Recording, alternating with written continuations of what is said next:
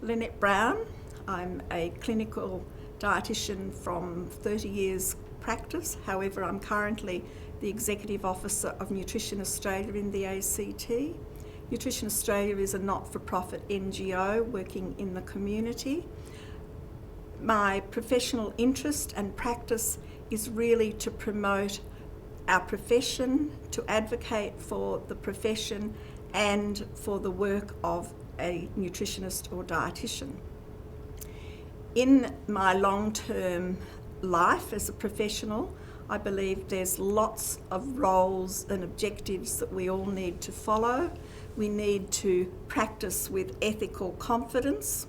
We shouldn't be delivering practice outside our areas of competence. Having said that, we're always developing. We should be professionally developing throughout our work life. Our life in the workplace is often more than half of our day, so we want to be able to work towards enjoying life, but in so delivering something that we can be proud of. Credibility as a professional is extremely important. We need to make sure that we maintain our credibility, particularly in this day and age of social media and marketing. It's very tempting to jump in and comment on somebody's blog or social page without thinking about the evidence behind that. We can become disrespectful and non-professional in our response to what's out there in the big world, as it were. Being a professional means that we're working within a community, a client group, a population group with respect. We shouldn't be putting our personal beliefs and cultures across to others to implement, but we should be supporting their beliefs and cultures. We need to be professional in our appearance and in our communication styles. We need to consider what professional image we want to portray. As a health professional in particular, we are the face of our profession. We need to be able to demonstrate that credibility to the public, to our client group or the population at large. I believe that as a professional we need to be motivated. We need to maintain our motivation and our commitment to maintain our learning, ongoing professional learning. We need to always have a reflective practice process in mind. Each day we should take the opportunity to think, what went well today? What did I really enjoy? What do I think the outcomes of my work today were? How can I do better? To be a good professional, we also need to think about having really good mentors. Our mentors could come from our professional body and our peers amongst our profession, but I also encourage you to think about having a mentor in the broader sector, in the broader political, industry, community sector, where you'll get other learning opportunities. Mentors are invaluable, particularly when you come down to problem solve, to consider might be conflicts within your workplace, where you feel a little bit under pressure, stressed, not sure that you're delivering what you intended to do, but they're also fabulous when it comes to career development. So I encourage everybody to have a mentor at the beginning of their profession, but keep thinking outside the box and finding new mentors as your work changes, as your career path changes. When working in teams, the most important component of a team and the membership of that team is respect. You need to respect others in the team. It's really important to know how you function. What's your style of learning? What's your style of delivery? What do you have as your challenges and what are you really good at? Make sure that the team pulls together and that you know what each member of the team is to do, what's your roles and responsibilities in that team, but also know what you're supposed to be doing. It's very tempting to go along and work up a project, think about, yes, we're going to do X and we're going to deliver this really great public health nutrition program, but that's not what the client or the funder of that program really expected you to do. So it's really important when working in teams to know your team, but also know what you're supposed to be doing, identifying how you're going to develop the report or the program that's required. Make sure that between the members of the team, everybody is actively contributing, that you're all got the common goal. I think the other thing that we can slip into when working in teams is that we can develop ownership. This is my bit of work, that's your bit of work, and we can build up unnecessary disjointed teams. We can have this ownership that means we don't share. The final project then is not as good as it might have been. We shouldn't be competitors when working in a team. We should have common goals and we should be working to those goals. I believe when working in a team, you need to set a time to make sure that everybody can meet regularly, that you can report regularly, and you can reflect on the work of that team.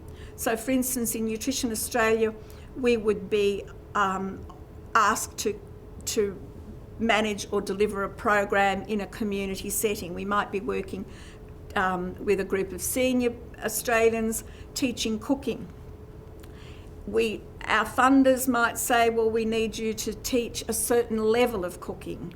So there's no point us coming off our own brainstorm and decide we're going to cook this when our funders have said, no, you've got to report on that. So it's really important when working on projects that you understand from point one that you know what the expectations of the funder or your workplace or your organisation requires of you.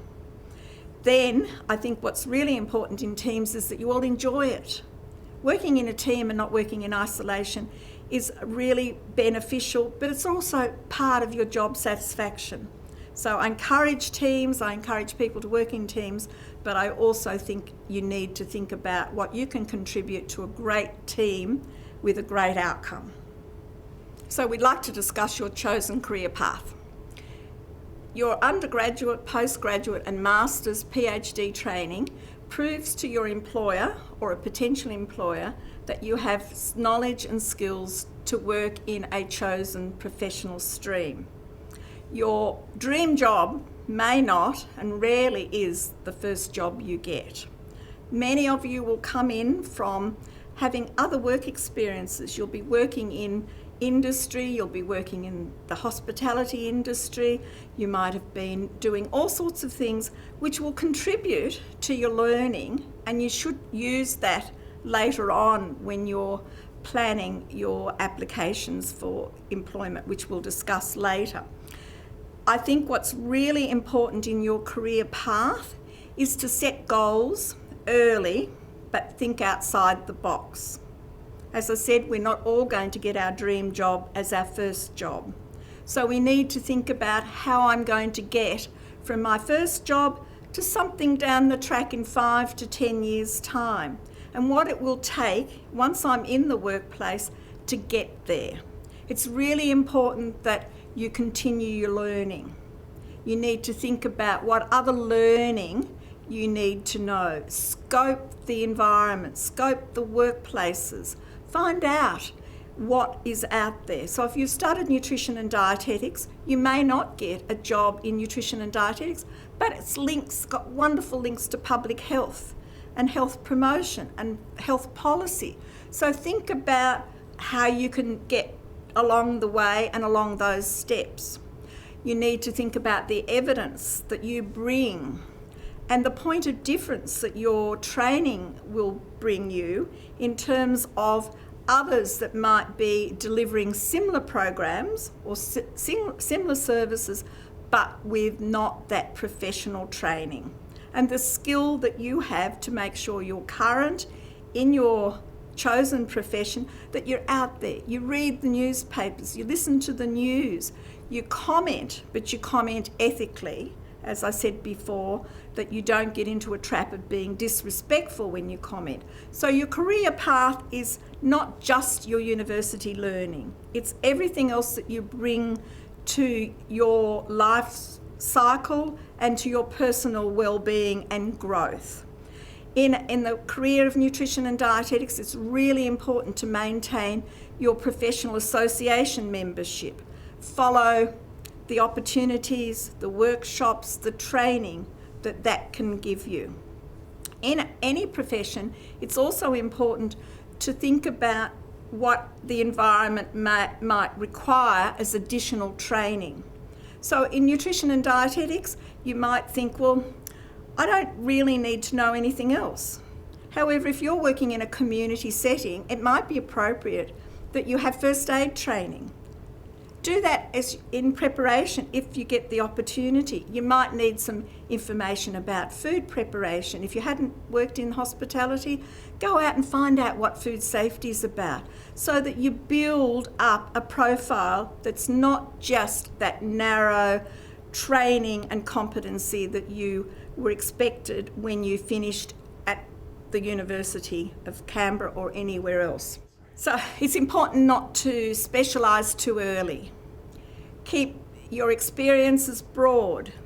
In most professions, there's a range of areas that we can be working in. Nutrition and dietetics, it would be in clinical, in hospitals and in community health centres. It may be in the public sector, it may be in policy, in non-government organisations such as Nutrition Australia or the Cancer Foundation or Heart Foundation, a whole range of areas, but don't specialise too early.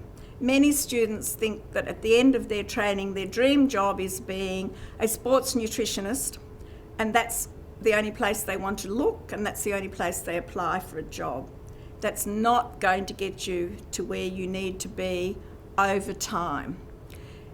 It's important when applying for positions that you scope the environment. If you're applying for a position that's unfamiliar to you, find out what you can do about building up a profile of that position. It might be in a location that you haven't lived in before.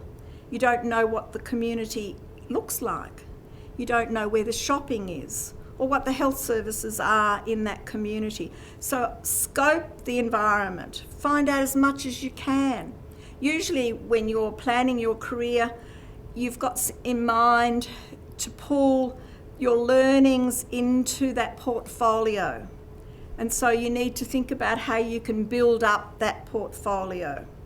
It's important not to just think about the workplace as a narrow area, as I've said, but think about, do you need to volunteer?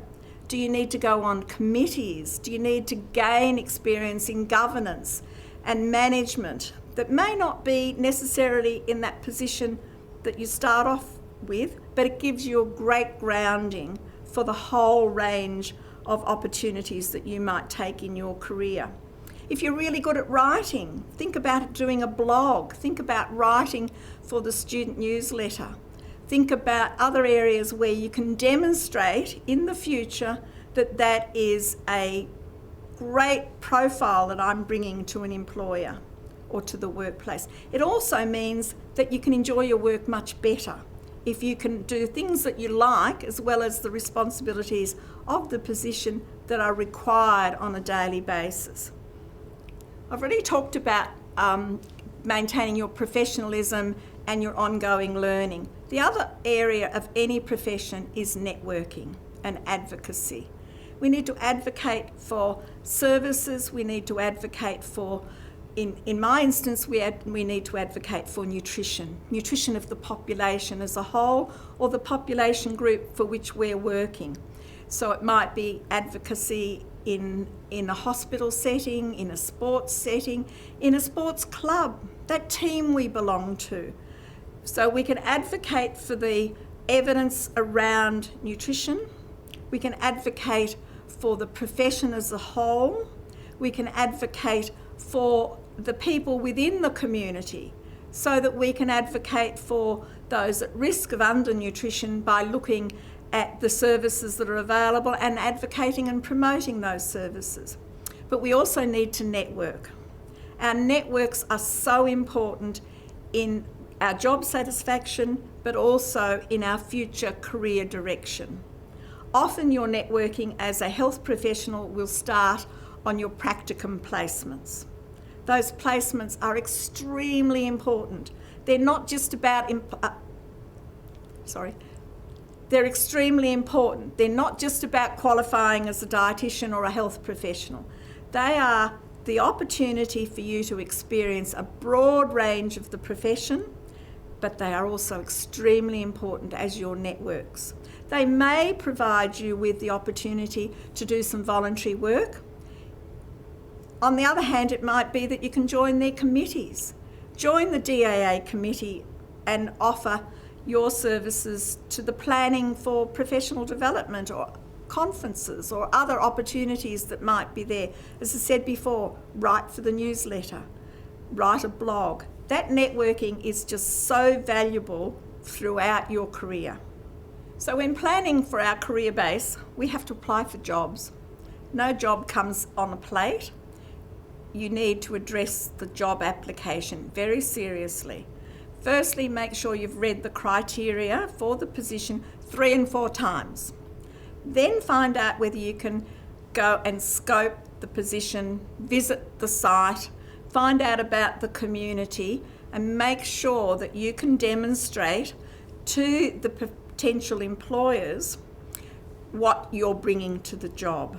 You need to be able to bring your knowledge and skills, but that's usually not the only thing that you need to bring. You need to be able to demonstrate that you can work in a team as a professional. You need to be able to demonstrate, most of all, that you're current and that you're committed and motivated. So in applying for a job and planning your career, again, you need to scope what it is you're doing. I suggest you make sure that you talk to the person on the job ad. Find out what they expect as you apply for the position. As I said earlier, I don't think any dream job is the first job. So each experience of applying for a position should be building on the one before. You need to take that as a learning opportunity. Always go back if you get an interview and find out how you went. What was important to the employment base that you might have missed out on, and learn from that. Careers in health professions are competitive. They're growing, and there's great opportunities out there. When I first qualified, there was only working in a hospital. Now dietitians work in industry, they work in media, marketing, they work across policy, whole range of activities and opportunities. So think outside the box, but plan to grow your career every step of the way.